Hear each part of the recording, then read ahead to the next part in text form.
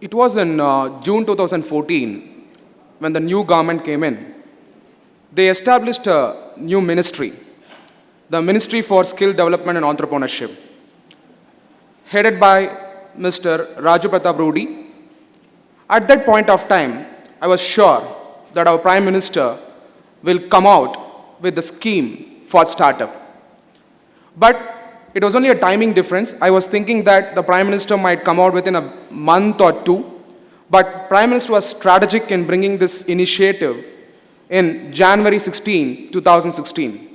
Why did he bring it on January 16, 2016? First of all, when the government came in, they identified the problem in the country. The main problem in the country today is the youth. They felt how to provide solution to this youth. Everybody feels it's an asset. Everybody feels it's a capital. How to convert this as a capital? There need to be a solution. The government worked towards its agenda. Then first initiative for the youth they brought in was the Skill India movement. After the Skill India movement came in, why Skill India should come before the Startup India? The reason is, today, it was a speech given by the Honorable Minister for Skill Development and Entrepreneurship, Mr. Raju Pratap Rudy. He said clearly that there are today a lot of engineers, but no drivers. There are today a lot of engineers, but no welders. There are today a lot of engineers, but no electricians. Why is this state of thing for this country? The reason is everybody is running towards the engineering course, but nobody's realizing the engineering should be based on specialization. Everybody feels that if they take up engineering, it is only either mechanical or computer science or ECE or EEE. Nobody feels the importance of the welding. Last month I was there in Taiwan. In fact, I went for Taiwan for a personal visit, but it happened to be a situation where I went and visited a university, and unfortunately I also became one of the visiting scholars of the university in Taiwan. Taiwan is part of China. It's a part of Republic of China. And today, Taiwan, when I Googled about Taiwan, when I went to give a presentation, I came to know that Taiwan is #1 in the innovation in the world, as per the Bloomberg report. The reason Taiwan, why it is #1 in the innovation, is because of the education system in the country. The innovation, the mindset of innovation in Taiwan does not start when the student is actually in the college. It starts when the student is actually in the school. So, innovation is not a process, or innovation is not an education. It is a way of life which need to be imparted for the students when they are actually going through their curriculum. So, today, there is a report which comes out saying that only 80% of the engineers are not employable. It is not a problem with the engineers. It is a problem with the education system. How do we go about identifying this problem? This was the thing that was running around in the government, and government clearly and strategically came out by scheme by scheme. They came out with Digital India. The reason is, when the government was formed, they came to know that the digital population in the country, out of 1.3 billion population, only 34% are in the digital platform. So today, the world is not divided into India, Sri Lanka or UK. It is divided into digital platform or not a digital platform. So the government came to know that. They went on to bring in a Digital India campaign. They brought in Skill India campaign, and finally they brought in the Startup India, because Startup India cannot be enabled individually. There need to be other schemes which has to be enabled before the Startup India has to be enabled. So that's the reason the Prime Minister came out with a scheme in January 16, 2016. Many forums, when I go and speak, in fact, even in the foreign countries, many people ask me a question: how are you going to make this Startup India a great success? Whatever the policy have they brought in is really worthful. The only answer is that always to begin itself is good, and what they have done is an excellent scheme, what they brought in on January 16, 2016. It was based on a lot of research, and even before the Startup India scheme came in, the Prime Minister went and visited the Silicon Valley, the TIE platform, and brainstormed with the people there how they are innovating, and the scheme came out successfully. Today, what is the state of India? India is the fastest growing economy. I try to compare with the BRICS nation: Brazil, Russia, India, China, and South Africa. Out of all the BRICS nation, it's India which is the fastest growing economy, even going ahead with the China. But the problem is this youth population. What are we going to do with this youth population? If the youth population is skilled, and if they are made as a productive population, they are asset to the country. If this youth population is not provided skills, I mean skills are not education. Education is a part of your skills. And if you provide skills and empower them, they are going to become asset not only to India, but also for the entire world. That is when this statistics clearly came out to show that today, today if you look at the youth population is restless. They don't know what to do or they want to achieve something. There are two categories. So if you're going to provide them with a guidance, then automatically they are going to become a productive population to the country. And accordingly, the Honorable Prime Minister came out saying that there are millions of ideas and thousands of creative minds. The Startup India project, is it a scheme or a project for making each and every student an entrepreneur? Answer is no. This is a project to identify the creative minds and select those creative minds and also look at whether their ideas or the innovations are commercially viable. There are thousands of ideas. In fact, most of the other speakers spoke about it. Ideas can strike for anyone. Whether it is commercially viable or not, who is the right person to judge? The right person to judge should be the college. That is the reason in the Startup India project, the Honorable Prime Minister said, and he has empowered the IITs and engineering colleges to handle these entrepreneurs by establishing incubation center in the first phase. Now, is startup, it's a new revolution for India? Answer is no.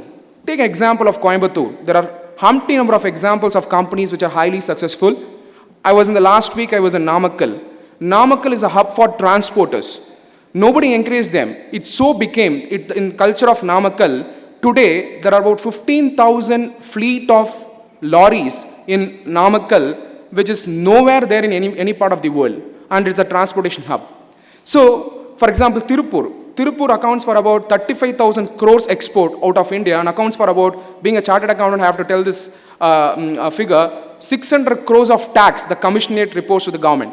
So, this is the contribution of a Tirupur, Namakkal, Coimbatore, and accordingly, entrepreneurship is not a new thing to India or Tamil Nadu. It is only the government encouraging it, which is a new thing. That too, the Prime Minister encouraging, which is a new thing. Let me explain the startup scheme with some examples. I'm going to speak about Yashraj Kaitan. This man started a company called Gram Power. Generally, somebody completes university from education from US, they tend to stay in US or come back to India and join some high-level companies and go ahead. But this man went on to start a company in Rajasthan in a remote village. The project he started was a renewable energy, through which he wanted to give power to that village. Then today, Gram Power is highly looked upon by all the people. People who said he's doing a mistake, today say he's an achiever. What is that moved him? Every entrepreneur, Mr. Arunachal Munugandam sir is here, every entrepreneur, even when he started, it was not for money for which people work hard. It is for bringing solution, the passion with which they work towards identifying a solution for a problem. Today, the Gram Power, which is established in Rajasthan, think they get the electricity bill in a prepaid model. So, tell me, in Tamil Nadu, we all go and pay the electricity bill to the government only on the 15th, which is the last date. But here is a man, a private enterprise, who gets prepaid charges from the village people and offers power to the village. And look at what solutions he have provided. By giving power to that village, the students are going to be educated. The entire village is going to go up. That is the reason entrepreneurship should be encouraged. Every entrepreneur who comes out resolves a problem in the society. From the morning I was witnessing, there are so many entrepreneurs working around a lot of problems, and each entrepreneur resolves a problem. Take for example Uber, take for example Ola, take for example Facebook. Before that, to call someone, it takes years to meet and greet. But today, everybody knows what's happening around each other because of the updates in the Facebook and things like that. We are all staying connected. We don't feel distanted. This is the kind of things entrepreneurship provide. That's what the Startup India also aims at. I'm going to speak about Srikanth Bola also. In CII Southern meeting in the last April, Srikanth Bola won the Emerging Entrepreneur Award. This man is a visually challenged person. Today, he is a highly successful person running Bolent Industries in a remote place in Andhra Pradesh, worth of about 50 crores. Everybody gave a standing ovation for him in the Confederation of Indian Industry meeting in ITC Grand Chola. Then I went on to research about him. I found something great about this man. This man had a lot of passion, even though he had his own challenges. In 10th standard, when he was rejected to write the examination, he applied to the High Court in Andhra Pradesh and wrote the examination and secured 96% in 10th standard. And when he completed his 12th standard, even though he had a very good score in his 12th standard, he was not given entrance to write, he was not given an opportunity to write entrance examination for IIT. So, the solution he found was, he applied to the US universities and he secured a seat in Manchester Institute of Technology. This man got graduated. If I am him, I would have remained in US. The reason is two. One, the US have got a good lifestyle. Two, social security schemes after my retirement. I don't need to work, the government will pay me. But here, you need to work hard until you die. This man, with a passion to give back to the nation, which did not give him an opportunity to write an entrance examination, came out to Andhra Pradesh, established an industry, a disabled person providing employment to an abled person. This is entrepreneurship. I first met Mr. Velumani Ayya in Coimbatore, our own ICTACT program. When many people asked him, how did you pursue your MBA? He said, MBA is already there in the word called Coimbatore. So, he was from a remote village. He was the first graduate from the village. He went to Bombay, the typical style of remaining in the railway station.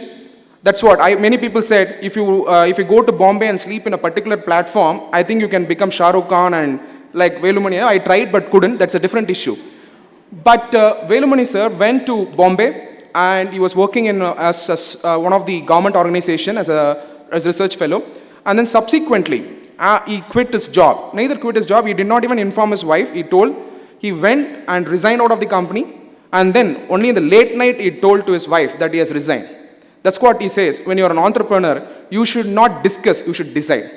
And he decided to be an entrepreneur. And today, in 2007, when I was a chartered accountancy student, when I didn't meet him, but I know his company because it's a highly successful company. Think Thyroid, Think Thyrocare. That is his company. And this man, it was a 70 crore company. Today, it is scaled up more than 200 crore company and everybody knows about it. And why did he start this company? To make profit? Answer is no. There are hundreds of ways in which you can make profit. It was not the sole objective. The objective behind he opening that enterprise is, when he was working in that organization, in the government organization, when he looked out of the window, he saw a lot of people waiting outside the hospital to get a treatment. But why they should wait if they are able to? Because the doctor takes time to diagnose the problem. So it is actually the process of getting treatment is, first we should visit the diagnostic center and then go to the doctor. In India it happens other way. You go to a doctor and ask him what is the problem I have. Then the doctor either touches your hands and I don't know what they do with the stethoscope. They'll finally write one tablet and give you. Actually your treatment should start with the diagnostics. So he identified there's a lot of opportunity for diagnostics and he went on to specialize the diagnostics in thyroid. And today it is a global organization and is helping a lot of people to come out from the trauma of thyroid. And this is entrepreneurship. And he is today feeling privileged about it. And I understand that he's a great Rajini fan. Whenever he faces some trouble in his business, he goes on to either listen Rajinikanth's song or look at him and then get inspired and go back to the work. That's how he functions. Only commercial ventures need to be started. Even a spiritual organization can be highly successful ventures. Nothing wrong. And venture need not be commercial. It can be social enterprises. Accordingly, look at Isha is highly successful today. They have Isha Vidya. The government of Andhra Pradesh has engaged, after speaking to the great man, Sadhguru, the Honorable CM of Andhra Pradesh, engaged Isha Vidya for the rural schools, wherein Isha will help empowering the rural students. This is entrepreneurship. And two, Patanjali. Today, Patanjali is a threat for multinational company. And believe me, This has to be promoted. Many criticize why a spiritual people are starting up these products. Answer is, only spiritual people, only people who are healthy know what is healthy for the people and they start up this. And for your information, Patanjali is a make in India product. Please, any product in India which is made in India, please use it. If we don't use it, we don't respect it, who will respect it? Believe me, one component, one product what they use is a milk powder. They went on to do a research and they have identified a cow. You can see that the cow in that particular product. That cow is highly, the milk which what it produces is high nutrition. They use that for the processing of milk powder, and today Patanjali is doing that, and it's a low cost also. And Grameen Bank, Mohammad Yunus, I have interacted many times with him. He has also come to Chennai. He is a Nobel laureate. Today, he has changed lives of many people in Bangladesh. The Dalai Lama Peace Center. Need not be. Today, if you're going to tell me, sir, I want to become a businessman only to earn a commercial thing, I think somewhere we are wrong. Some social enterprises also should emerge and they should make more profits than commercial venture.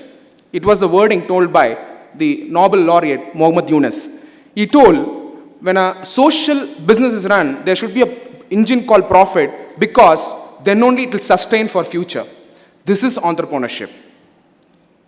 So, not because I just met Sendil, I have been always carrying these photographs. There are articles which are there in your story also. This is entrepreneur. This is a process innovation in the retail. Natraj's father and Sendil. Ampere Vehicles from Coimbatore. If you want to know how to get 400 crore funding, write a mail to Ratan Tata. Just by writing a mail to Ratan Tata, but her mail contained a substantial information about the market of the electric scooters, Ampere Vehicles, Hemlata Annamalai. She got 400 crore funding from Ratan Tata. Not only that, Ratan Tata is an advisor on her board. Same person from Coimbatore. I don't know how many of them know her. So, if you want to get funding, please write a mail to Ratan Tata, but substantiate a letter with adequate market data of scalability of your product. Our own Arunachala Muruganandam sir, the great man. Let me ask him even now. When he came out with this product, it was never for name, never for fame, never for profit. It was a sole objective of solving a problem in the society, the problem in the rural area, the low-cost sanitary napkins which he brought in. Believe me, I was in April 29 and 30, I was in Nepal. There was a photograph which circulated virally where he was sleeping in the airport. That photograph was taken by me. I told him just now. I was traveling to Nepal and he was sleeping in the airport. I did not disturb him because he was very tired. You know where he was sleeping? On the chairs with very simple man, even though he has attained great levels. Today I'm saying that photograph was taken by me. I circulated it. It is viral in the Facebook, and I told him today because I was traveling to Nepal at that point of time. Roma Roka, again, abled person for disabled. She is not deaf or dumb. She learned the sign language, Roma Roka, and she now engages the deaf and dumb, and she has skilled them, and they are all productive population. When she is asked, how are they working? She says they are more productive than a normal person. The reason is they don't get distracted, they don't gossip, because if they gossip, I'll come to know. This is entrepreneurship.